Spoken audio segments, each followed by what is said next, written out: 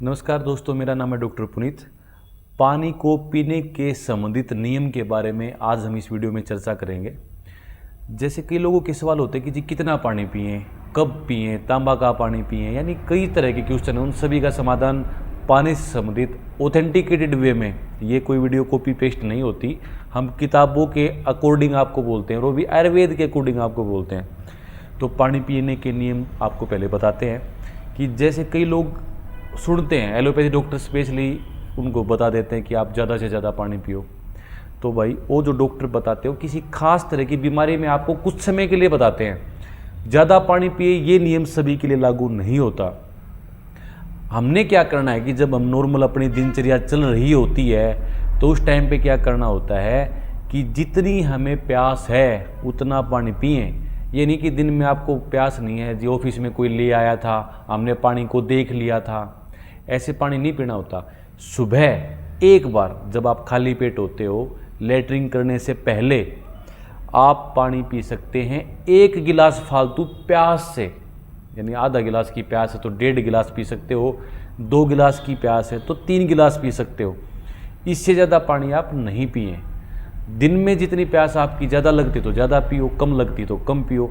अब कई लोग कंफ्यूज रहते हैं कि जी हमें प्यास तो इतनी लगती नहीं, तो मुझे दिक्कत तो नहीं हो जाएगी कर पानी में कम पीऊँगा। तो हर इंसान की एक अलग तासीर होती है, आपको कोई दिक्कत नहीं होगी। और प्यास का हमें अपने आप पता लग जाता है कि जैसे होंठ सूखते हैं, गला सूखता है, तो प्यास अपने आप अंदर से एक अनुभूति हो जाती है कि आपको प्यास लगी हुई है।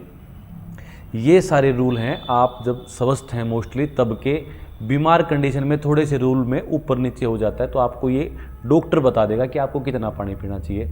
मोस्टली सभी लोगों पे ये रूल लागू रहते हैं। थोड़ी मोटी बीमारी जैसे किसी को है, जैसे किडनी की बीमारी को अगर किसी को नहीं है या नॉर्मल हम बताते हैं तो ये सामान्य लोगों में ही आते हो, आपको कोई ऐसा रोग नहीं है तो ये सामान्य अगर बीमारी है तब भी पानी पीने के जो नियम है वो स्वस्थ इंसान के ही लगभग रहते हैं।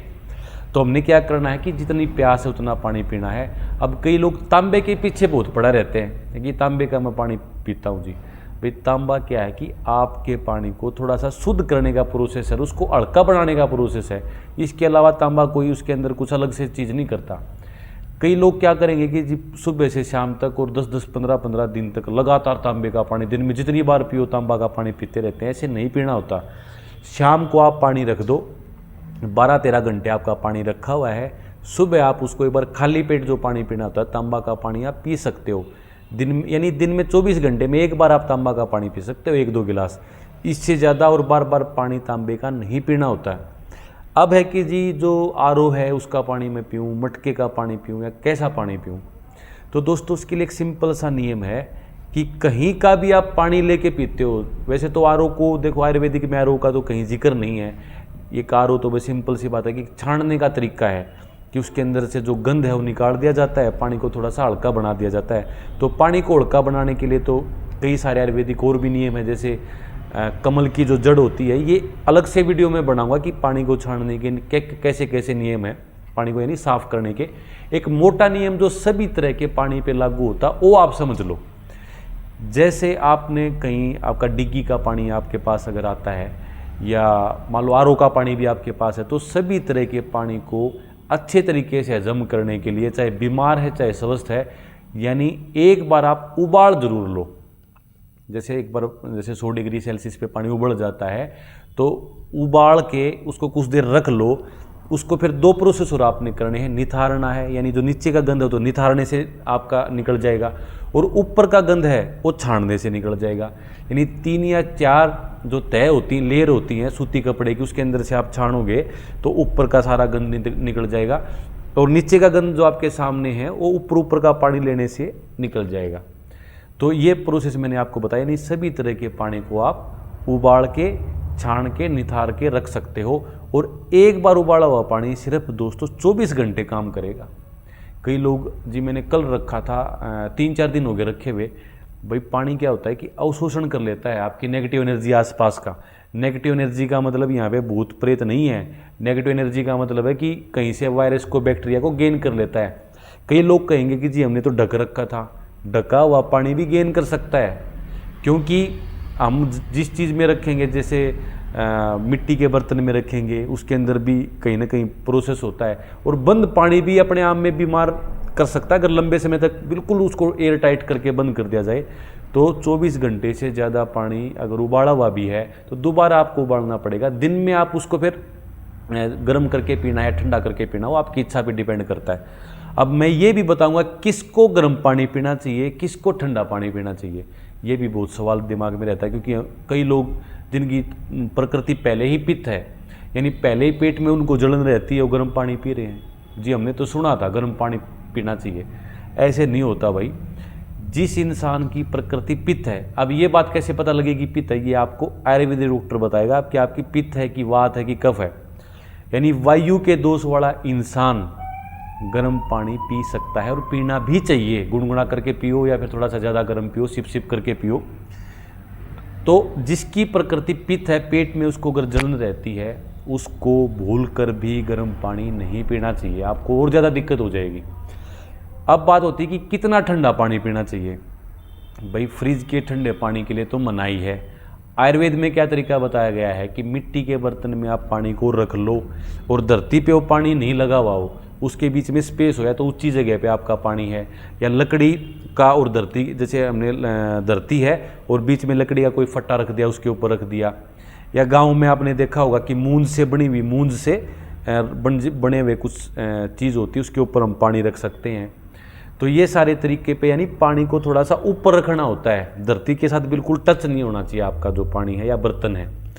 तो इस चीज़ को ठंडा करने का उपाय आयुर्वेद में बता रखा है कि उसके ऊपर कोई कपड़ा आप लपेट दो, उसके ऊपर, कपड़े के ऊपर पानी यानी गीला कर दो उसको, और हवा में रख दो जहाँ पे अच्छे से हवा लगती है। चाहो तो आप कोई भी, आपके घर में फ़ैन है, फ़ैन के नीचे भी रख सकते हो, या फराटा या टेबल फैन है, उसको उसके ऊपर ऐसे कर दो आप उसकी साइड, तो उससे पानी आपका ठंडा हो जाएगा। इतना ठंडा तक पानी पी सकते हो।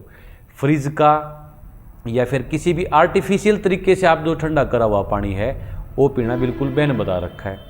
तो मैंने ठंडे पानी के तासीर के बारे में बताया, और सबसे अच्छा रहता है रूम टेम्परेचर पानी।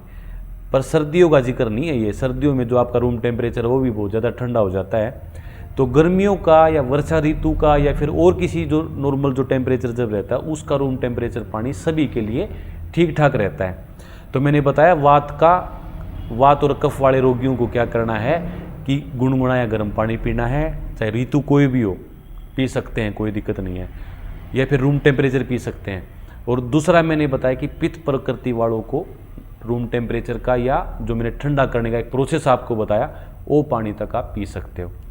अब बात आती है कि भोजन के जी में डॉक्टर ने बता रखा है कि आधा घंटा पहले और 1 घंटा बाद पानी नहीं पीना चाहिए। हाँ ये बात है, पर आप इस बात को पूरी नहीं जानते। मैं बताऊंगा पूरी बात कैसे है। अगर मैं आपके सामने कहूँ कि भोजन के बीच में भी पानी पिया जाता है, तो आप कहोगे जी ये तो हमने नहीं सुना। भाई नहीं सुना तो इसका मतलब ये नहीं है कि ये ऐसा नहीं है। आयुर्वेद में बिल्कुल साफ लिख रखा है कि हाँ भोजन के बीच में पानी आप कब पी सकते हो, उसकी कंडीशन है। उसकी कंडीशन ये है कि जैसे आप सूखा भोजन कर रहे हो, जैसे कई लोग रोटी और सूखी सब्जी ही खाते हैं बस, या फिर रोटी और अचार खाते हैं, रोटी और सिर्फ दही खाते हैं, यानी आपके भोजन में अगर पानी की कमी है, जैसे आप खीर ले रहे हो तो उसमें थोड़ा सा जैसे लिक्विड पार्ट होता है, या आप लस्सी ले रहे हो तो लिक्विड पार्ट होता है, तो वहाँ पे पानी की जरूरत नहीं है। पर सूखा भोजन आप अगर करते हो या सिंपल चावल दाल आप लेते हो, तो आपको क्या करना है कि भोजन के बीच में 1 चाय के कप जितना पानी पीना स्वास्थ्य के लिए काफ़ी अच्छा होता है। मान लो आप 3 रोटियां खाते हो और साथ में सब्जी खाते हो, सूखी सब्जी, तो पहली जो आपका जो बाइट है उसके बाद और लास्ट बाइट के बीच में, यानी भोजन के मध्य में आप 1 चाय के कप जितना गुनगुना पानी अगर आप पियोगे तो आपको फ़ायदा करेगा, नुकसान नहीं करेगा। पर भोजन से 5-10 मिनट पहले, यानी आधा घंटा से पहले आप पानी पी लो तो फ़ायदा करेगा। यानी बीच में, उस बीच में नहीं पीना, यानी भोजन से जस्ट पहले नहीं पीना, और जस्ट बाद यानी 1 घंटे के बाद तक आपको पानी नहीं पीना। ये पानी पीने का भोजन के साथ नियम है। और अब बात आती है कि किस मौसम में थोड़ा सा आपकी नॉलेज को पानी से संबंधित और इंक्रीज कर देता हूँ। आयुर्वेद में पता है 2 तरह के पानी बताए गए हैं पीने के, यानी 2 तरह के नॉर्मल जो पानी है वो बताए गए हैं। उसमें से पीने का पानी कौन सा है वो मैं आपको बता देता हूँ। 2 तरीके की कौन से, बारिश के पानी को संबंधित यहाँ पे बात हो रही है। तो बारिश 2 प्रकार के पानी छोड़ती है। एक तो गंगा जल छोड़ती है, और एक बारिश पानी जो छोड़ती है वो छोड़ती है समुद्र यानी सी वाटर जिसको कहा जाता है, समुद्र यानी समुद्र का जो जल है वो छोड़ती है। अब इसकी पहचान करें, काफ़ी कॉम्प्लिकेटेड आपके सामने होता जा रहा है पर समझ लो, क्योंकि मैंने आपको सिंपल पानी के बारे में बता रखा है, उबाल के पी लोगे तो सारी बातें हल हो जाएंगी, पर नॉलेज इंक्रीज करने वाली बात है ये। तो दो तरह के जल होते हैं, समुद्र का और गंगा जल। समुद्र जल को बताया गया है कि नहीं पीना चाहिए, सिर्फ जो अश्विनी मास है आपका, हिंदी कैलेंडर के अकॉर्डिंग अश्विनी मास आपके सामने आ जाएगा कब होता है। तो हिंदी कैलेंडर के अकॉर्डिंग अश्विनी मास में तो समुद्र जल भी पिया जा सकता है, इसके अलावा समुद्र जल को बैन बताया गया है। कैसे, उसकी पहचान कैसे करें? अश्विनी मास में तो मैंने बताया कि कोई भी आप पानी पी सकते हो, उसकी कोई तकलीफ नहीं है। तो चाहे समुद्र जल बारिश छोड़ रही है, चाहे आपके सामने गंगा जल। गंगा जल का मतलब गंगा नदी से संबंधित नहीं है। गंगा जल का मतलब यहाँ पे है कि जो पश्चिम की ओर जो नदी जितनी भी बहती हैं, जैसे यमुना भी बहती है, आपकी गंगा भी बहती है, और भी 3-4 नदी हैं, आप गूगल पे देख लेना, मैं ज़्यादा विस्तार में नहीं बताऊँगा।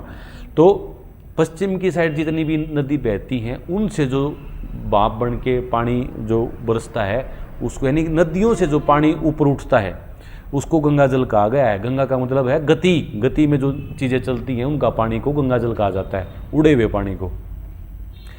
तो गंगा जल को तो किसी भी मौसम का पानी आपके सामने है आप पी सकते हो। समुद्र के पानी को, बरसात का जो समुद्र का पानी है उसको सिर्फ अश्विनी मास में पी सकते हो, बाकी आप नहीं पी सकते।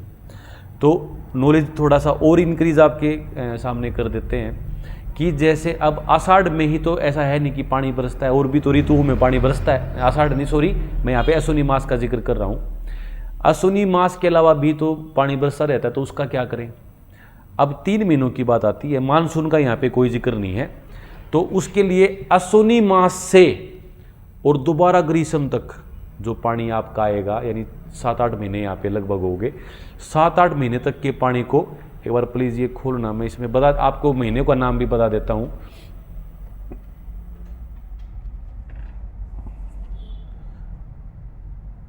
ये बहुत दोस्तों गहरी बातें हैं, आप इसको एक बार समझ लीजिए, क्योंकि कई बार नॉलेज के तौर पे काम आ जाती है। क्योंकि बारिश, मैं बता क्यों रहा हूँ, क्योंकि बारिश का जो पानी है उसको शुद्ध बताया जाता है। तो भाई हमेशा ऐसा नहीं होता, मैं इसलिए आपके सामने बता रहा हूँ। जैसे अश्विनी मास के बाद आता है दोस्तों, अश्विनी के बाद आता है कार्तिक का भी पिया जा सकता है, मार्गशीर्ष का भी, पौष का भी, माघ का भी, और फागुन का भी, चैत्र जिसको कहते हैं चैत का भी, और वैशाख का भी, यानी कुल मिला के, और ज्येष्ठ का भी, यानी जो जेठ महीने में बरसता है। पहला पानी नहीं होना चाहिए, यानी आषाढ़, श्रावण और भादवा जिसको भाद्रपद, ये 3 महीने मैंने दोबारा मैं कह रहा हूँ, इनके अलावा फिर सारे पानी ठीक हैं। आषाढ़, श्रावण और भाद्रपद के महीने के पानी को नहीं पीना चाहिए। उस टाइम में कौन सा पानी? समुद्र जल नहीं पीना चाहिए। तो ये नॉलेज काफ़ी कॉम्प्लिकेटेड आपके सामने हो जाएगी। आपको अगर इसको और ज़्यादा इंक्रीज करना है, ढंग से समझना है कि कौन सा पानी पिया जा सकता है, कौन सा नहीं पिया जा सकता, तो एक किताब है अष्टांग अध्ययन, उसमें पानी का पूरा विवरण है, ऑथेंटिकेटेड बुक है पानी की, उसमें से आप समझ सकते हो कि, क्योंकि मैं ऐसा भी नहीं कि मैं उस चीज़ को छिपाऊं कि मैंने कहाँ से पढ़ा है, हमारी तो किताबों में आता है तो हम तो कहीं से भी पढ़ लेते हैं। तो आषाढ़ का मैंने आपको बताया, श्रावण का और भाद्रपद का नहीं पीना।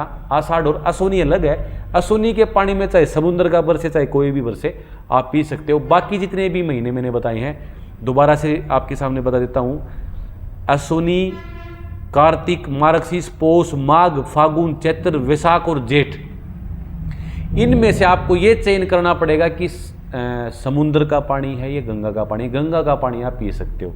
गंगा के पानी की दोस्तों पहचान भी बता रखी है हमारे वेदों ने।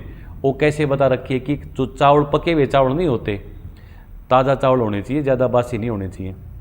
तो पके हुए जो चावल हैं 2-4 घंटे के अंदर बने हुए, उनको आप, उसका एक पिंड नहीं होता, पिंडी सी बना के आप किसी बर्तन में रख दो।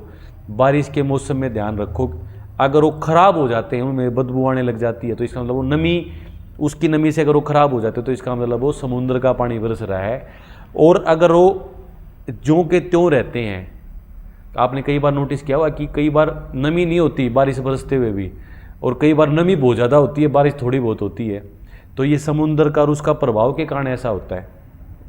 तो मैंने अब आपको बताया कि उसको ऐसे टेस्ट करने का एक तरीका है कि आपके चावल अगर वो ख़राब होते हैं तो आपका समुद्र का पानी है, और चावल ख़राब नहीं होते हैं तो गंगा का पानी है।